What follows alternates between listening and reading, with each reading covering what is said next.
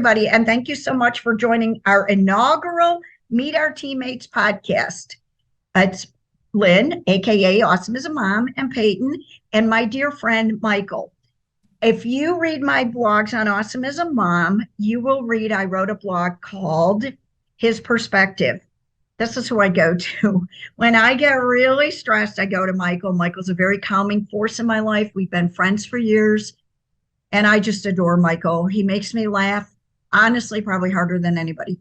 But we are so excited, and we want to thank Brandon Hodde for allowing us to use his music for our podcast. So let's get started. Okay, so as I said, the theme of this series that we're going to be doing is Meet Our Teammates. The teammates are the members, those who join the virtual academy to help us keep it free for all autistic adults. The $40 that you pay for the year is for membership for teammates, not for the autistic adults. That's free for them. So Michael is one of our supporters, so we wanted to have him introduce himself and tell us his connection to autism and why he's a teammate. So take it, Michael.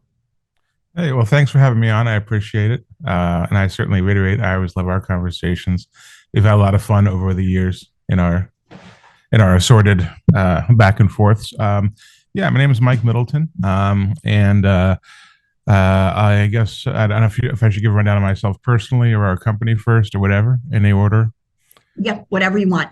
Sure. So I am a founder and the managing partner of a company called Seedbolts Studios. And we also have a DBA called Toward XR. So essentially, Seedbolt is a Portland, Oregon-based development studio focusing in 2D and 3D interactive experiences, augmented reality, virtual reality, video games, that kind of stuff.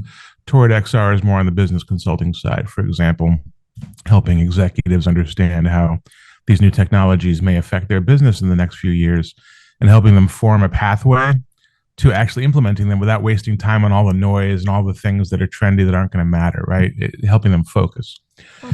In terms of my connection to autism, it's pretty multi-pronged. My family has a long history of individuals who either undiagnosed or more recently diagnosed in some form are either on the autism spectrum or are in some way neurodivergent and who have either benefited from recent advances in this to help them make better lives, or in many cases, unfortunately, were born at a time when there was no attention or interest in these topics. You know, as for myself, as you may know, I was born hearing impaired, and in the late 1970s, early 1980s, that was considered just a general all-purpose deficiency, and there was no care for it, there was no interest in it, and you were lumped in with anyone else that just didn't fit into the system with what I'd call remedial at best care and treatment.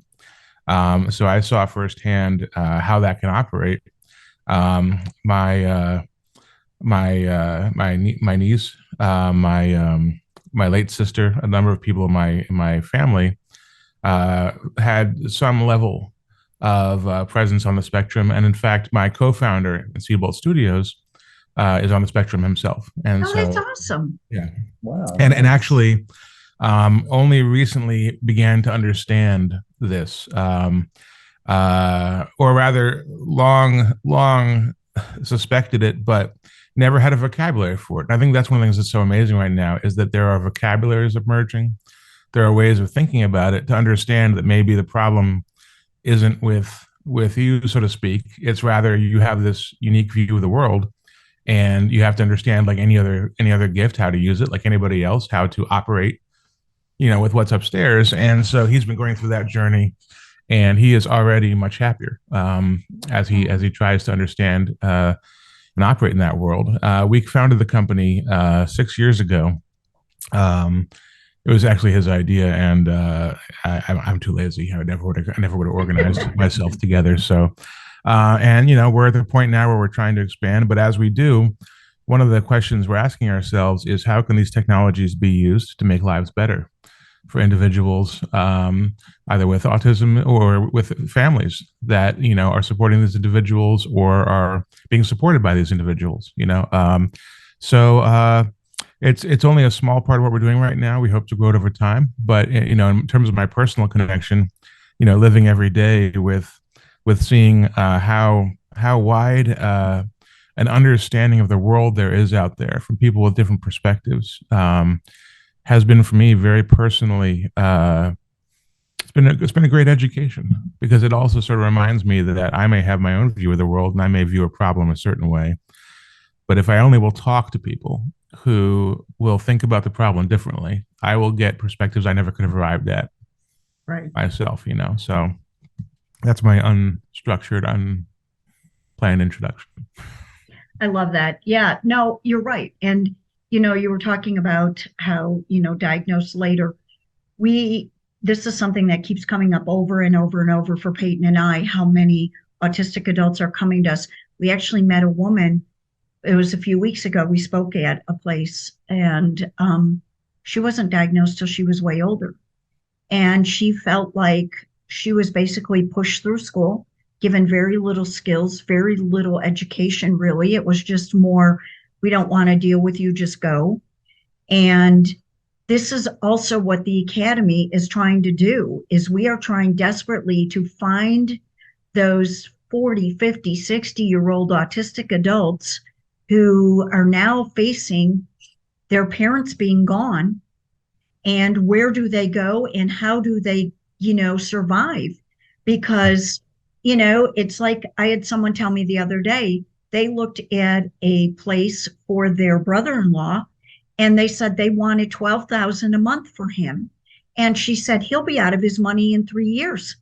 She said, we can afford to maybe do 3 more years, but that's it. She said, we have to worry about our retirement, our children. She said, what are we going to do? And it was devastating to her. And I said to her, this is what the Academy is about. Because, some autistic adults are afraid to use a stove and an oven. So we have classes on there with the air fryer, with the slow cookers, the crock pots, with things like that, a Traeger grill, which doesn't have the flames, just has the pellets. Okay. Oh. Well, guess what? If we can teach them how to cook, how to clean, how to take care of themselves, maybe them and a couple other friends can go and live in an apartment, in a more secured apartment environment. And all of a sudden that money doesn't last them 3 to 6 years, it lasts them 20 to 30 years. And they meet people in the apartment complex who check in on them and hire them to walk their dogs or do different things. You know what I mean? They're feeling better about themselves. And it was very heart touching to me when this woman was talking to us, because she said, I'm very lonely. She really struck up a friendship with Peyton. And she said to me, I'm here and I always feel like I'm outside. Can I join your academy? I said, of course you can. And I said, that's what the Academy is for too, is to give them a community where they can come in. Like we have one class that's just green noise. Literally all we do is do videos of the birds chirping and the trees rustling. Because you know what? We all need that. Yeah. And, not everybody has a Michael in their life like me. When they get to the limit, they go to Michael, help me.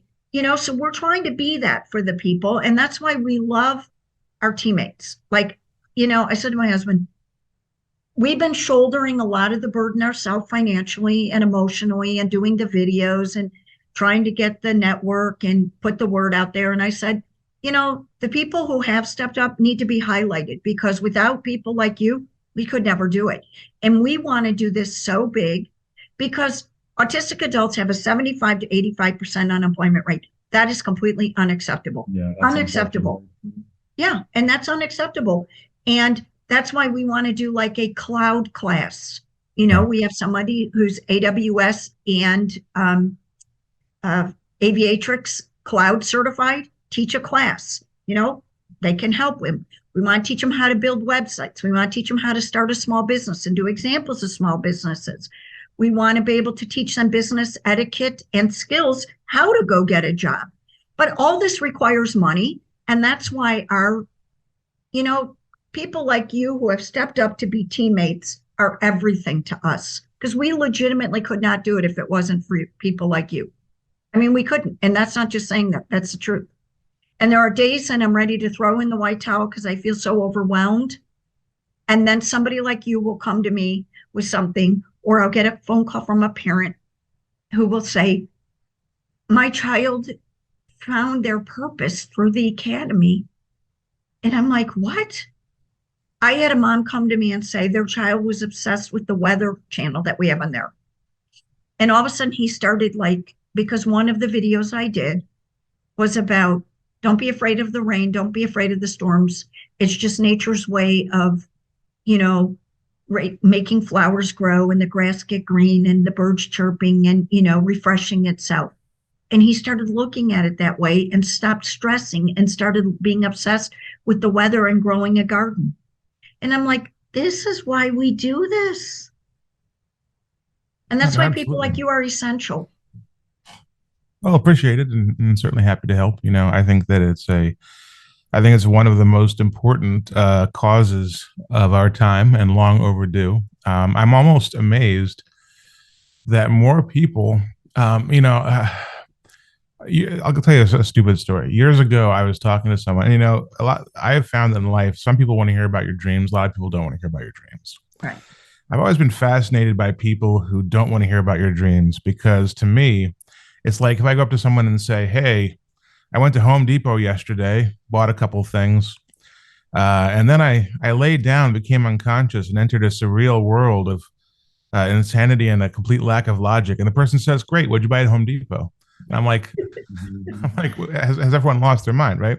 I think we have become almost apathetic to the idea, to the real truth that we don't understand so much about not only the human brain, but about the ability of the human brain to create unique perspectives. And we're at a point right now, especially with the advent of AI, where it's more important than ever we understand this stuff, because as people start to become semi-digital, the question of what identity and consciousness means, all these kind of things are being asked. And many people that I know and that I respect immensely will sit there and debate, what does it mean for a computer to be conscious? And in the meantime, they've done nothing to help human beings understand and live better lives in their own consciousness. And the way I sort of described it lately is that I have good friends who, when they hear a word like autism, they look at, in Pompeii, those people that are sort of stuck forever, frozen. Yes. You see the shells of them. They see that as opposed to someone who's trapped in mud and needs a hand to be pulled out of it, Yes. And so I think shifting perspective, and I'm not saying that everyone on the autism spectrum needs that kind of help. What I'm saying is that if you don't create an ecosystem of opportunities where everyone has an opportunity to find a way to operate, then of course people are going to experience extraordinary joblessness and extraordinary depression and high rates of suicide. And I've been saying to my friends who, during COVID, who were stuck at home, who lost their social networks, who lost maybe the feeling of purpose of being able to go to the office, although a lot of people don't miss the office that I know. I'm like, you didn't like having your life disrupted. Have you imagined what it's like to feel that way, to feel like you're cut off and have a lack of opportunities all the time? And what would you do about it? So to me, as we move forward as a company, and this is I'm not trying to pitch my company, it's just a perspective I have. One of the interesting goals I have to see is how these tools, augmented reality, virtual reality, as opposed to, making autism a thing that always has to be acknowledged in every conversation, they simply open up new paths, new channels, new opportunities for everyone to live an interesting, functional, self-supporting life in the way they see fit, in a way that has access to opportunity, has access to social support. And it's just another way of seeing the world. And that's really what I'm hoping can happen, whether it's us or far smarter companies that, achieve it is another question entirely. But, that's sort of my current view. And of course, my views change as I learn. No, I love that. See, that's kind of like the academy. Somebody said to me the other day, how many classes do you have on it? I said, we have like 47 or 48. And they said, what? I said, autism is a spectrum. Everybody has a different, something that they like or they don't like or whatever. We're trying to make them understand that it's okay to be different. It's why we call it awesomism, because I've always told Peyton, he doesn't have autism, he has awesomism. He's the awesome one. He was made awesome. And we're trying to really get that out there. And I agree with you. You know, when I spoke at an event a few weeks ago, one of the things I said was, how many people here are, have somebody directly in their life that is autistic? And only a few people raised their hand. So I said, how many of you would come up to me afterwards and give me a story about how you know somebody autistic?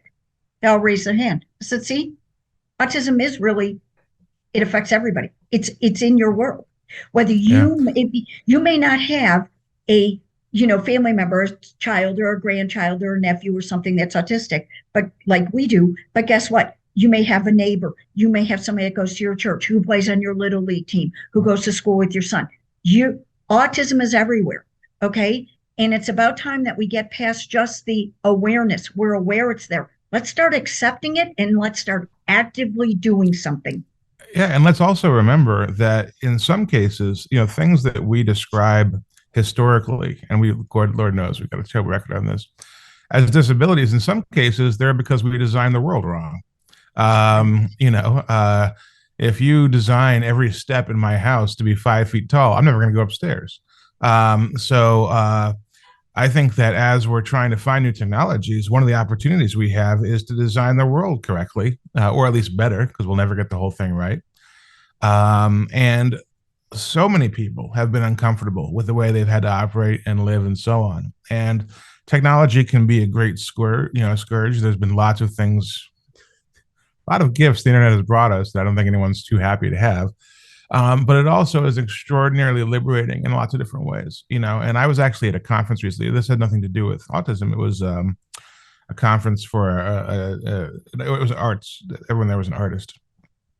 And some of these people, they live in their studios. They don't leave the house. And they were profoundly uncomfortable. And I started having conversations with some people. And because they just may have been raised in a small community, they had no access to understand that there's different ways to approach getting a job. There's different ways to educate yourself. It was really all or nothing, your local school system entirely at the mercy of whether or not anyone there individually cared enough to see someone and say, wait a minute, this person would benefit from an alternate approach to learning as opposed to the one that's been mandated and hammered and hammered and hammered down, whether you like it or not, Yeah. It's almost, no, it is terrifying how much of this hangs on the efforts and the willingness to educate of everyday people. It's one of those things where I've been thinking, like, God, I wonder what other industries or what other human endeavors really just under the surface are a bunch of people like you just, banging at the surface saying, why isn't anyone paying attention that we have all these individuals that have been disenfranchised by a lazy and silly system? No, you're right. You're exactly right. And you touched on something else. Why we did the academy is because there are so many autistic adults in rural and small towns and small cities that are completely being left behind. And that's why it's a virtual academy rather than, a local brick and mortar, is because we are more designed for the 52-year-old sitting in rural Mississippi to help them find their place and maybe find that skill set that they were never given or taught or worked on, and help them find a path in life rather than just sit there and feel like, I don't fit in, I can't do anything, and therefore I'm not worth it. And that's what the academy is about. And it's sad. And my background is politics, as you know. And one of the things that I say to people all the time is this: look, so many people just ignore the autism community and the 75 to 85% unemployment rate and everything else. And, some of the experts say that it's as many as 10 million autistic adults. Well, guess what? If you sat there and told all these big money guys and all these power players and all these elected officials, guess what? You're missing out on a 30 million voting block. Vavoom, they'd all of a sudden all have an interest in helping.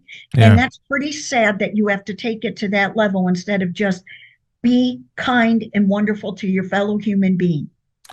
And what's amazing to me, because we discussed in the past, is you don't have to say, I'm going to devote myself to becoming a champion for autism, but I'm amazed at the number of people and corporations, without calling them out, where they won't even think about, do we do we provide our services in a way that the most people can take advantage of them? Um, Autism or not, it's just, are we providing a service that the most people can benefit? And I'll give you an example. One of the applications of virtual reality that I really like is that when I was walking around that conference and I was thinking to myself, I know a lot of people with diagnosis aside who really get uncomfortable in public situations. Mm-hmm. And imagine, conferences are chaos. There's no signs. They change everything last minute. There's things aren't where they're supposed to be. Nothing starts on time.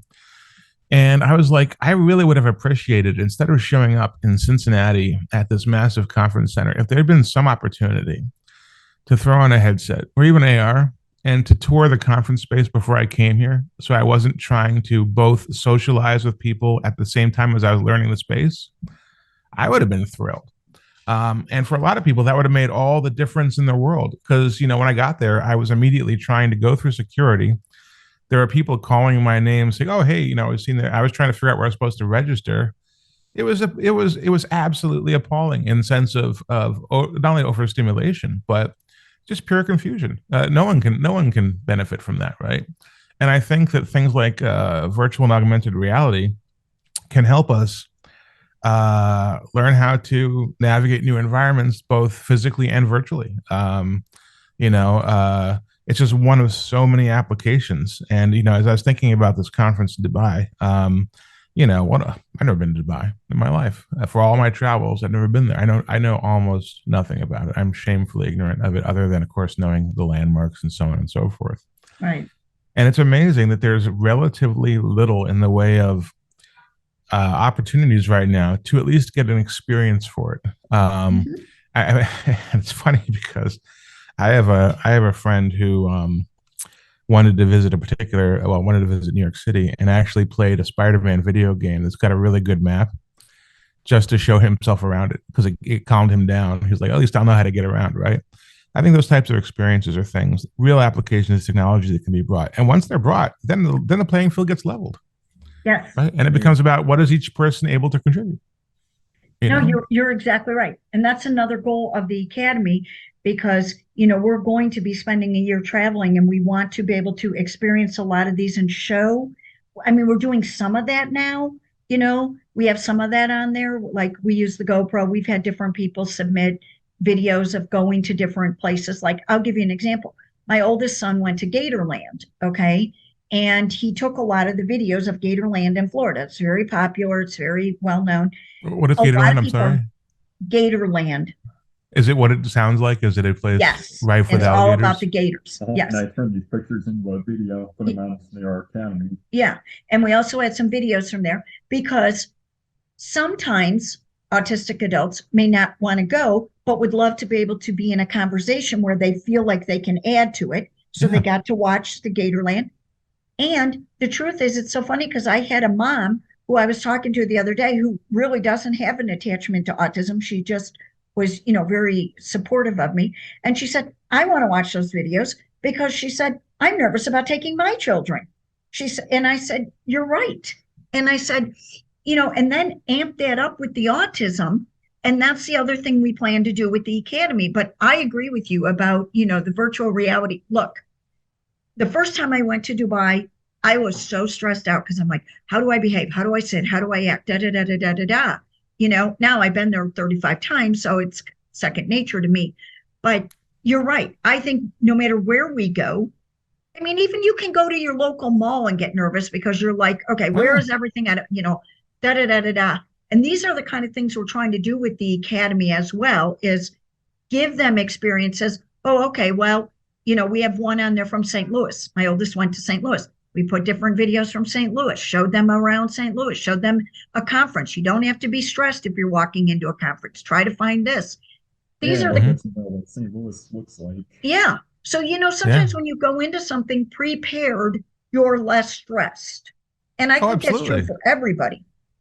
It is. And that's why, like people who are, I'm not a young fellow anymore. I have to have a certain plasticity in my mind, because when I was young, the first time I heard of autism was probably Rain Man or something. It was something of that generation, right? So I was taught over the years to think of it as a not just a disability, but as something debilitating, and to also to commingle it with savant and all the other things that happen, right? All that other misinformation. And so as I have evolved and become more informed about it, I've really clung to this idea of saying to people, think of it less in terms of a spectrum and more in terms of a cloud or a nebula, first of all, because there's nothing linear about any of this. The human brain is so extraordinary. But second of all, just imagine the situations in your life where you've been uncomfortable in some way and you've needed help, or you've not been provided information, or things weren't built to you. And in fact, I'll give you a funny story. When I went to that conference, I rented a car, and for whatever reason, and I need to follow up on this someday to find out, my car, all the instructions were in Japanese, and the manual was in Japanese. And there was a light coming on the dashboard that didn't look like anything in any car I'd ever seen in my life. I was able to look it up and find out what it was. It just wasn't my perception, right?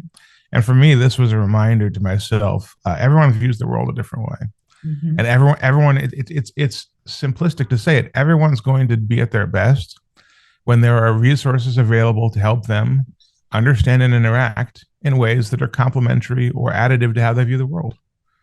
I think that's what you're trying to build. So, thank you. It's great. Yeah, you're right, and that's why we want to start this series too about the teammates, because we wanted people to understand the people who are a part of helping us make the Academy what it is. Because I'm determined to do what is necessary to help autistic adults, and we want others' perspectives. We want people to come to us, and that's where our teammates are also so important to us, because our teammates are all so different. Each one of you have a different experience or a different connection or a different reason.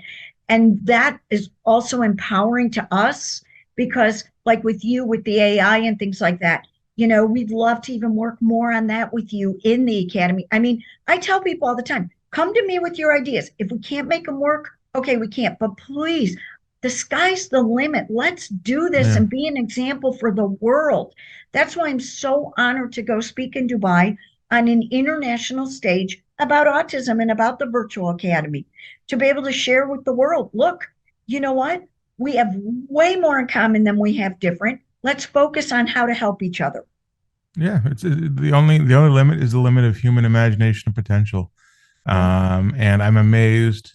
I'm encouraged. More people are starting to wake up into let's figure out how we can all tap into this and give people encouragement and give people the option to live whatever life it is their path is. And before I forget, that car was in Dublin, Ireland. It was not Cincinnati. That just shows you how travel fogged I am right now. I just want to correct that before I misspoke. Well, I already misspoke, but I want to correct it now. Yeah, if anyone who travels a lot, man, sometimes I'm like, where am I? Travel. Where am I? What am I doing here? What is going on? Yeah. I know. I'll see you your pictures, and you'll be like all of a sudden I saw you were in Hawaii. I'm like, okay, it cracks me up. I mean, well, that we didn't tell the story, but how we met was we were both top tier with Hyatt hotels, and so we happened to be in this Hyatt Insider group together because we both traveled all the time and went to all these different places. So we have that travel bug connectivity. Oh yeah, and it's funny because I get made fun of by my friends for some of the places that I end up where I go, and I got a text message from a friend of mine once who's like, "I hear you're traveling. I bet you're doing something pretty stupid right now, yada yada." And I was literally in Alexandria, Indiana at the time with two buddies painting the world's largest ball of paint. So I was like, yeah, I can't even dispute because we were passing by and we heard this was here. Well, most people cannot go. I was like, I cannot go. Right. There's a guy that's been painting a ball for 20 years and it's this big. I'm like, how am I not going to see that? So I do travel a lot, and sometimes I go to places that are very cool, and sometimes I go to places that are interesting to me and about 5 other people. But that's to me what's interesting is that it's an amazing, weird world filled with unique people. And every lock we can take off of the box that holds people in and allows them to feel good about themselves and do good things, to me is a battle well won. I agree. Well said. Yeah, I agree. I think probably the comment I get the most about where I went was when I've been to Yemen. I've gone to Yemen 3 times, and I literally have Arab friends who go, "Why did you go to Yemen?" It's so funny. But let me tell you, Yemen to me was one of the most interesting places I went as well, because it is very different than other places I've been. And the people there were so kind and so gracious and so not used to seeing Americans, because of different viewpoints that people have in America about things. Hmm. And, it was crazy because I'll never forget this, really touched my heart. We were at a souk, and a little minivan, an old VW van with a mom driving with all her children in the back, pulled up, and they all looked at me because, my hair, they kept coming up to me asking me to touch my hair. And they were all looking at me, and I went like this, and they all smiled and all waved at me. And I thought, good, maybe they'll go home and think not all Americans, are anti. Maybe It's they'll go home and think there's an American who showed us love. And just the look on their faces, and they must have said something to their mom. Their mom turned around and waved at me. And it was just the cutest. It was one of the most heart-touching moments, because they live in extreme poverty in Yemen. yeah. And I thought, if those little kids giggled for a couple minutes, that was worth it. And that reinforces a very important point, which is it for people that see the battle for making a better world for people with, some sort of, whether it's autism or something else that we haven't expanded enough yet to make viable in everyday life. It takes very little effort to start trying to attack these problems. All it takes is effort. It really takes effort. It takes trying. It takes trying to communicate with someone, trying to make your small business better for someone, taking 10 minutes to think, how can I do this better, right? The barrier for entry is very, very low here, which is why I get depressed sometimes that so many people cross that barrier for entry. But, and as for the travel thing, yeah, you more than, I think, 20 years ago, or maybe it was less than 20 years ago. It was about 20, whatever. I went to Egypt with a couple of friends at the time. And later on, when I got back, I was telling someone about this at a bar somewhere I think I was in Nebraska or something. And I was saying, I was there. And he goes, you can't go to Egypt, you'll be killed. And I was like, well, I mean, I'm back.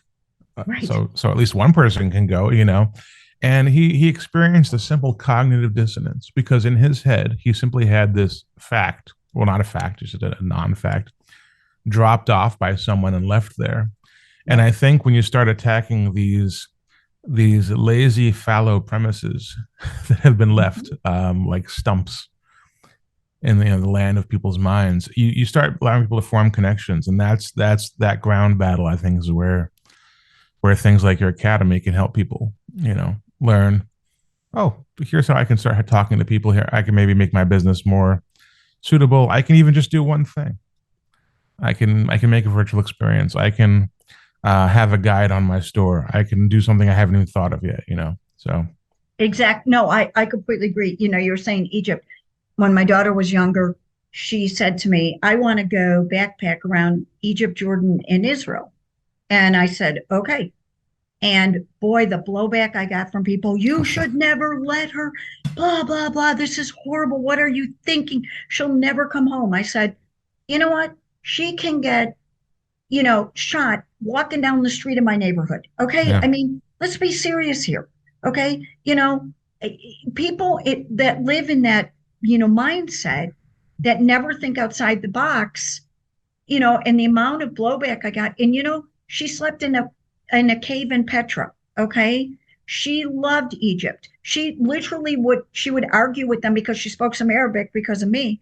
So she would literally argue with them and she'd make them let her get on the local buses rather than the tourist buses. And she'd travel around, and, people be feeding her on the buses. And she was with a friend and they were backpacking. She had the experience of her life. Okay. She was all through Jordan, all through Egypt, all through Israel. She just absolutely loved it.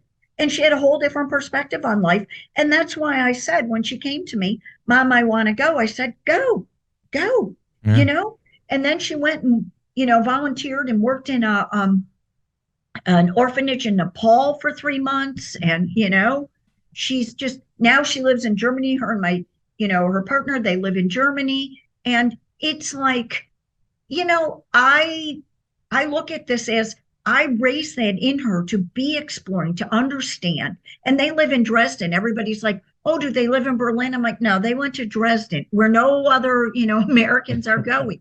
Because Taya has always had the mentality of, I won't understand it unless I see it, And I've always tried to tell my children, my dad always told me 2 things, and I tried to teach my kids this too. Know what you don't know, because then you put people around you who will build you, And the other thing is, find commonality with everybody you meet. Life is so much happier and so much easier. And the other thing that I've always tried to tell my children too is, just because you have an opinion does not make it a fact. And when people try to force their opinions on you as facts, that means that they're really not thinking outside the box, because they don't want to hear anything else. They just make it worse. I don't like that at all. No. And I've tried to teach him that. This is what we're also trying to teach the autistic adults through the academy is, look, don't let other people's opinions of you form you. You know who you are. Factually, you can do so many things that others are putting you in a box that you can't do. If I have one more person say to me, oh, your son is autistic. Oh, he must be great at computers. Well, he happens to be great at computers, but that's not because he's autistic. It just happens to be who he is. Yeah, that's true.